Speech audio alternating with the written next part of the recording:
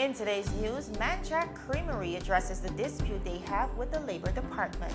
USVI forges forward with the reopening of private schools and sees 29 new cases. All this and more when 284 News returns. There's a reason you get up on a morning. A reason you pick yourself up, start the day. Maybe it's sheer grit. Maybe it's your ethics. Maybe it's because you know people like you are waiting for people just like you. We all have our reasons, and for Republic Bank, that reason is you. Every little thing, every big thing. It's all about making a difference in your life. Because after 182 years, if it's one thing we're sure about, is that the difference is you. We're here to help. Republic Bank, we're the one for you. Welcome there, viewers. It is Tuesday, August 11th, 2020, and you are watching another edition of 284 News. Of course, I am Kyla Kenisha Forbes. And my name is Javon Wilson. We want to thank all of our viewers tuning right now. And of course, all our viewers who are usually tuning with us, just saying thank you for rocking with us. I know especially in this time that is COVID-19, Kyla, this pandemic, it is so imperative that persons really stay in tune and updated with what is going on, not only across the BVI, but across the world as well. So I'm very happy that you can join us tonight. But as we head into our newscast for today, Kyla, just yesterday, local business owners, of course, the owners of ManJack Creamery, and this is the conversation we've been having all day because it's very important as we forge a way forward. Well, they took to social media to voice their concerns about what they call an unfair effort by the Department of Labor to bully, and I'm quoting them on this effort, bullying them into hiring a local person. It was quite a bold statement, viewers, and it reads, "It is with a heavy heart that we are forced to close ManJack Creamery. The Labor Commissioner, Mrs. Janice Reimer, wants to force this business to hire someone who is good for this country, but not a good fit for our business," the creamery said. "Before we are close to lower our standards and to add to the already poor customer service climate in our beloved British Virgin Islands, we will respectfully close our doors." End of quote. That was posted, of course, by the owners of ManJack Creamery. So Kyla, I know just today you spoke with the owners of this company exclusively, so maybe you can tell the viewers what came out of that. Yes, Javon, I had the pleasure of speaking with Mr. and Mrs. Maddox, and a few important things came out of this interview, which really clarified the situation from the business owner's point of view. You know, Mr. and Mrs. Maddox were very adamant in their position, explaining that they followed all the standard protocols required by the Department of Labor. We'll take a quick look at that clip. We did what is standard for labor. We put the ad in the paper. When we didn't get enough, we went to Facebook, we did Instagram, we went to Facebook, we did a myriad of different things to get more people so we can have a viable interview process. We even had input from Ms. Lawrence's company. She sent a couple of applicants as well. So we had a variety of people that came in between January and the month of January. Right? Yes. Yeah. Labor sent us about 11 people. Of 18 people that we interviewed, Labor sent us about 11. Okay. 7 of those people, right off the bat. No, we didn't interview those people. Because 7 of those people, one of the things we require is we need somebody with a driver's license. So Labor sent us 11 people. And 7 of those people, right off the bat, didn't have a driver's license. Okay. 7 of them didn't have a driver's license. And that was one of the minor requirements that we needed. Right. Labor is under the impression that because we're an ice cream parlor and what they need is what we need is somebody they believe just anybody can do that, and we're supposed to be able to accept anybody. No, we have standards, and it's our business, and we need our business to grow and go in a certain direction. We have standards. Now, Javon, that was Mr. and Mrs. Maddox basically speaking to the situation, saying that it is not just now that they have started the process of looking for someone to fill this space. They even spoke about the fact that they have started this process in January, and they first put in that work permit for this worker during March. So it isn't just now. They said that 11 applicants were sent from the Department of Labor, but 7 of that 11 applicants did not have the basic requirement of a driver's license. So we see where this story is kind of unfolding, but Javon, as conversations escalate via social media, of course, persons are of the opinion that the narrative quickly turned into a local versus expat issue. As we know, this narrative and conversation is something that we have been battling with for quite some time. Especially, we have seen it pop back up its head during recent times, and this labor dispute now seemingly have fueled the fire. But Mr. and Mrs. Maddox wanted to clarify that this is not their intention to make this issue a local versus expat situation. So we'll take a quick look at that clip. This is not a local or non-local issue. We're not looking for locals. We're not looking for local. We're not looking for a non-local. We are looking for someone with good interpersonal customer service skills that fits in our team. That's what we're looking for. So the people who want to make this about local or non-local, that's up to them. Right. So I think every time situations and conversations come up along these lines, it quickly turns into a local versus expat situation or a conversation. But here is the business owner saying, hey, this is definitely not what we're looking at. We're not looking for a local. We're not looking for an expat. We're just looking for someone who can serve us and serve our company well. Now, when the interviewees were asked if the Labor Department was acting within their mandate and powers under the Labor Code, this is what they had to say.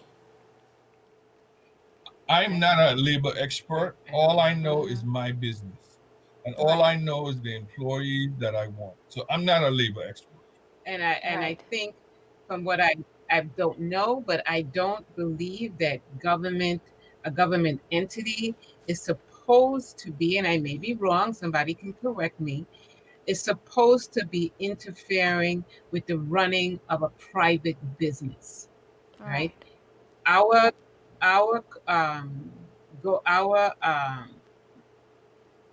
Is if we need someone, we try to hire someone locally, because I don't think any business wants to go through this drama.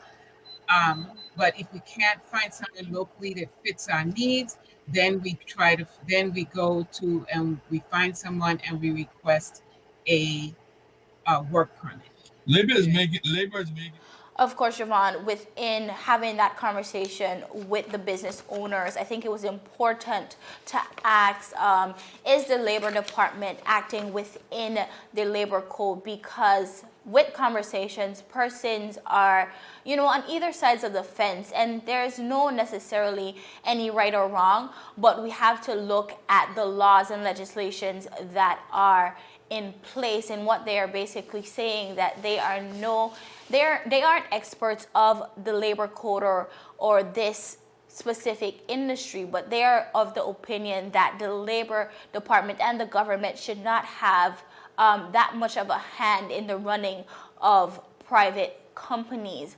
But the Maddoxes have taken a stance and have Yes. clearly outlined their position on the matter. Now, subsequently to the ManJack's Facebook post, which we continue to see, Honorable Vincent Wheatley, which is the minister responsible for labor, he responded to the post in a subsequent Facebook post by saying, and I quote, "As the minister responsible for labor, I cannot in good conscience let this float around without responding to it. The records show that he was sent about a dozen locals to fill that position. His attitude was that he would rather close than to hire a local. If this is your attitude in this country at this time, good luck. I will not be threatened, blackmailed, or held hostage for trying to help my people in this most difficult times."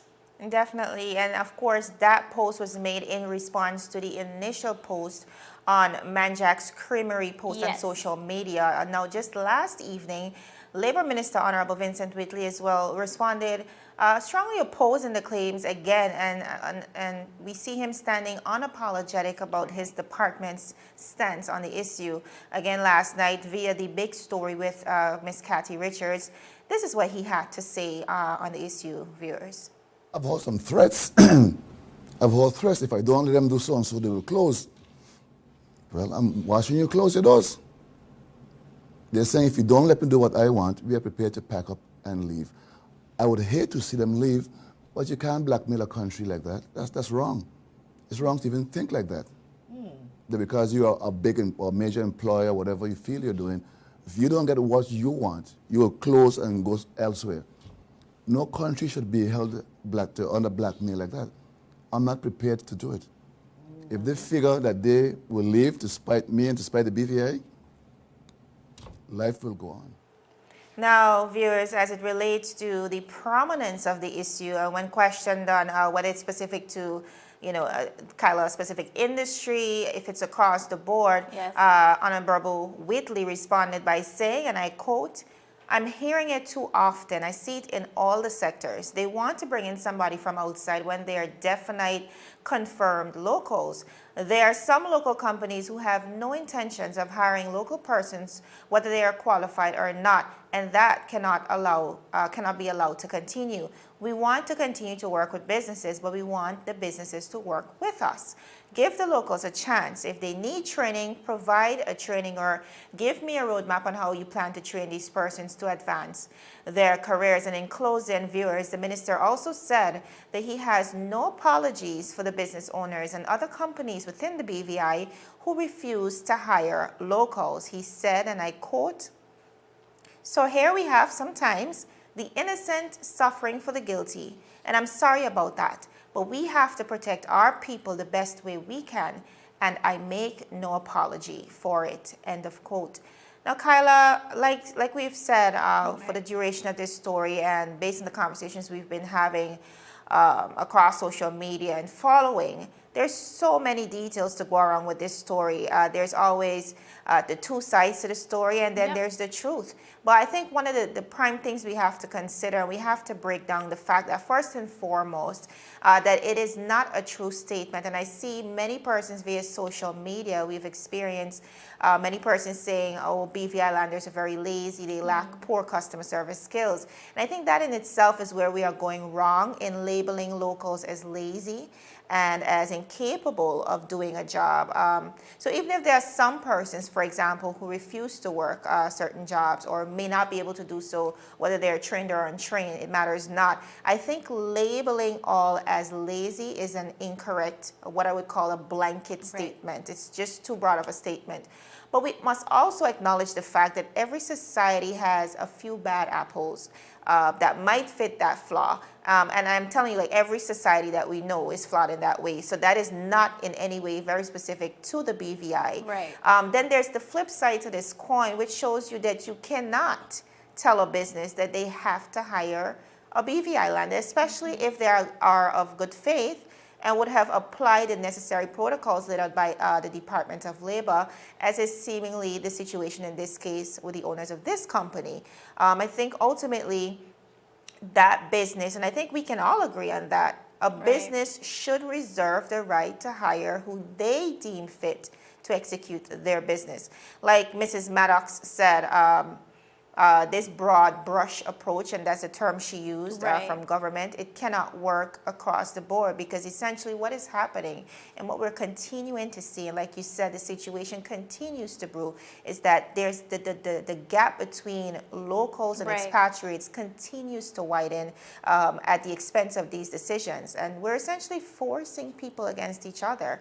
And then Mr. Maddox further said, and I'm going to quote him, he said, "We are not averse to hiring local. What we're averse to is bullying," end of quote. And again, based on what we know, Kyla, government, yes, can deny the approval of a permit. They have the right to do so if they see fit.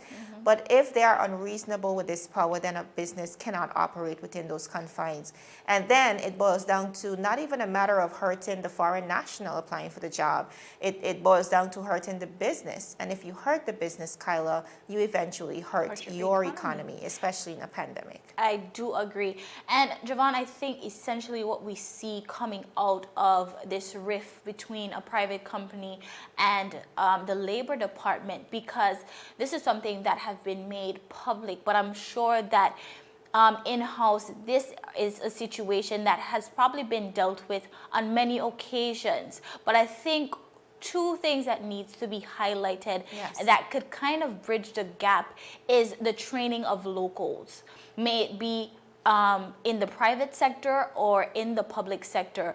But if persons are saying or businesses are saying that BVI lenders do lack a certain skill, I think BVI lender, we have to find a way to train our people to fill certain spaces. But also, I think in this story, I see where we're saying something might be unreasonable, or I think we have to set a standard. Yes, there is protocol, but what is the standard as to determine, have a business done enough to fill this space with a local, and if not, then an expatriate? Who decides this? Because here we see a business feeling as though they are being treated unfairly, and we cannot say overall if the Labor Department is working within the labor code, but I think that is our guide. And I think there are a bit of bridges to be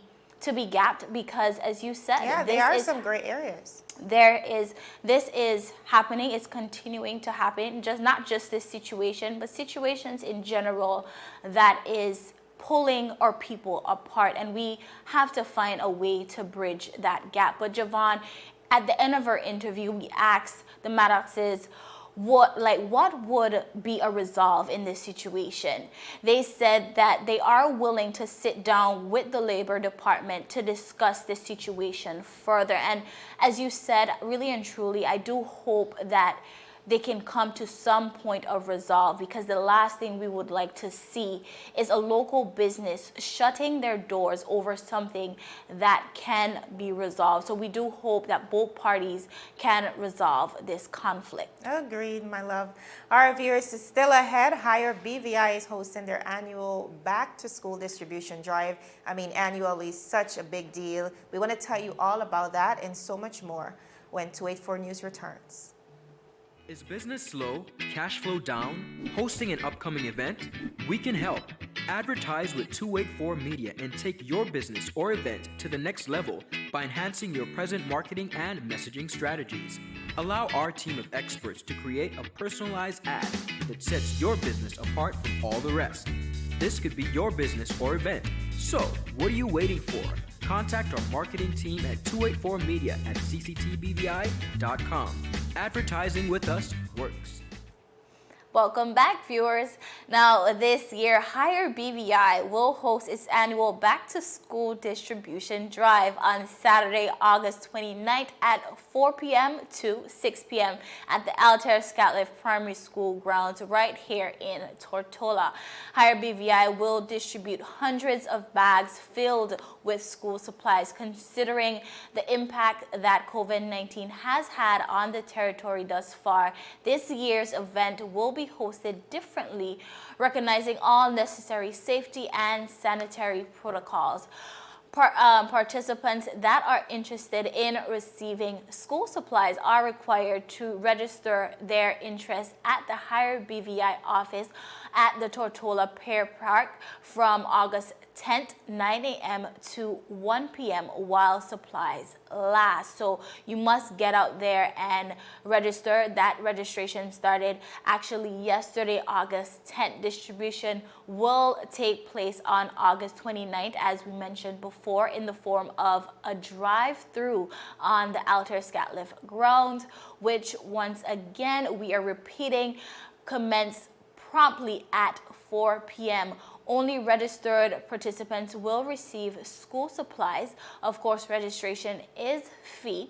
The back to school drive under the theme "The Future is Now" will feature guest appearance by elementary age entrepreneurs. Participants are encouraged to support these budding entrepreneurs by purchasing their products. Finally, HireBVI will also host a raffle to which 2 lucky winners will walk away with an Apple iPad or an Apple Watch. Drawing date will be September 4th. Now, Rakima Turnbull, the managing director, noted that, and I quote, "We're fully aware as the local employment agency that the employment of many parents have been affected by COVID-19. Our company, therefore, decided that we could not allow COVID-19 to take full control.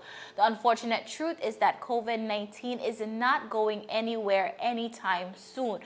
So we have to find ways to live with it. As such, we took on the corporate responsibility to provide aid accordingly and trust that many will benefit from this kind gesture. We also would like to give recognition to our sponsors, namely Island Services, USVI, National Bank of the Virgin Islands, and Aeropost.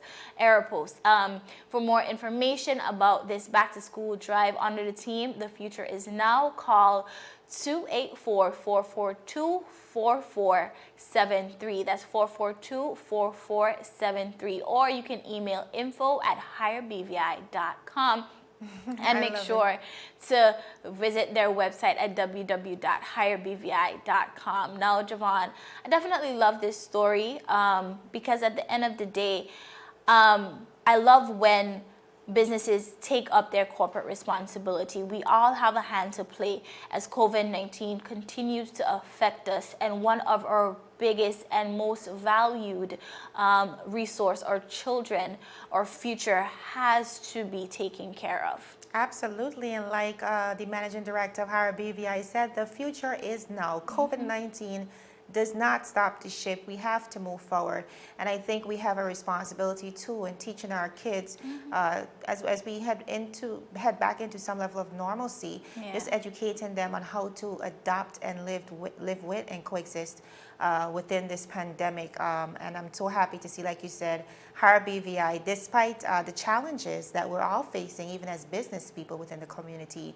forging forward with her corporate responsibility, and of course all the persons that falls under the HireBVI umbrella. Viewers, some news coming out of the USVI, shocking news actually. Schools reopening, private schools, the Antilles schools reopened its doors to learning yesterday, Monday, welcoming over 300 students to a mixture of in-person and distance learning. Now, it was wonderful to have children back on our campus, the head of school, Miss Liz Morrison, said. She further said, "We spent months preparing for this day to ensure the safety of our faculty, staff, and students and their families while being physically present at school. We are looking forward to a productive year and are committed to keeping our school community engaged and healthy." End of quote. Now, viewers, the school whose learning package includes toddlers all the way through to the 12th grade said, along with mandatory mask wearing and social distancing protocols, its facilities teams transformed the campus. And when I say transformed, I'm sure you're seeing by the pictures. There are so many videos to go around as well on their Facebook profile. Truly transformed the campus to allow for students to fully utilize all indoor and outdoor spaces to ensure safe social distancing. Their drop-offs, pickups, and breaks are on staggered schedules to keep students within small cohorts, while physical education and recess times are also on rotation, the school said. Now, hand sanitizing and hand washing, as you can imagine, those stations have been set up throughout the campus, and the school had more than a dozen families who joined via Zoom for their hybrid classes. Safety is an indelible part of the reopening, said Antilles Director of Communications, Ms. Ananta Pacham. She said that the school has been working with the VI Department of Health, which has inspected the facility. There's an isolation room as well on campus for persons who show symptoms of the virus.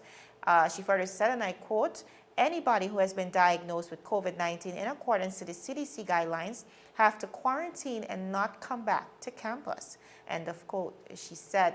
Now, Kyla, we know locally we are projected to open schools just around September 21st of this year. Of course, that date is tentative and subject to the approval of Cabinet and the government of the Virgin Islands. But as we pan across the region, we see other jurisdictions, namely the USVI, forging forward with the reopening of some of their schools. Now, with the public school in the USVI, the governor had said recently that the first term will be virtual. However, we see the private institutions moving forward with regular conventional school patterns in the USVI, of course, in a very cautious way. A hybrid program, yes, but nevertheless, just trying their best to educate kids on not only how to coexist with this virus, but how to practice safety in the midst of this pandemic. Reward is seemingly worth the risk if you can manage the risk. And I guess this is how they're managing the risks that are associated with COVID-19. Yes, most definitely. In last school year, we saw where private schools were attempting to open, but was unsuccessful due to maybe the ministry being shutting them down. But I think persons would probably ask if as an example here, if these schools have the spacing and the resources to do so, then why don't we go ahead and allow them to reopen and could serve as an example of what to do? Right, because a lot of times we don't need to necessarily reinvent that wheel. We look at, for example, New Zealand, Kyla. New Zealand is a country that has just about 5 million people, and based on the statistics, just about 1,500 would have been infected with the COVID-19 virus, and just about 22 deaths. You look at a country that is as big as that, closed off to the rest of the world, but internally fully open. And like you said, many persons have questioned whether, because of our relatively low statistic in the BVI as relates to COVID-19, practically COVID-free, why not open fully internally? And tomorrow, viewers, we do plan to dissect the New Zealand approach to COVID-19 as they've been looked at as a model. But yes, Kyla, those questions are being asked. Why not open schools? And again, it really boils down to our individual management styles, but we don't necessarily need to reinvent the wheel. We just need to adopt what works for us. I definitely don't think that we have to reinvent the wheel, as we continue to say. Yes. And I think there are prime examples right as nearby as the USVI and their approach. But I think what we definitely know we can't continue to do is to hinder the education of our students. Due to this, we have to find a way to make sure that it is efficient. Their schooling is efficient, so we're definitely waiting for word to see how this upcoming school year will be panned out. Absolutely, Kyla. And mind you, viewers, 29 new cases just yesterday in the USVI. So again, a hard balance to strike as government and leaders of these various territories and countries, but our best wishes are with them. Viewers, we're just about out of time. We want to thank you for joining us. My name is Javon Wilson. And I am Kyla Kenisha. Of course, we'll see you again tomorrow as we deliver your daily dose of local, regional, and international content. 284 News, your source for honest and impartial news, right here on 284 Media. Have a happy Tuesday, everybody. Goodbye.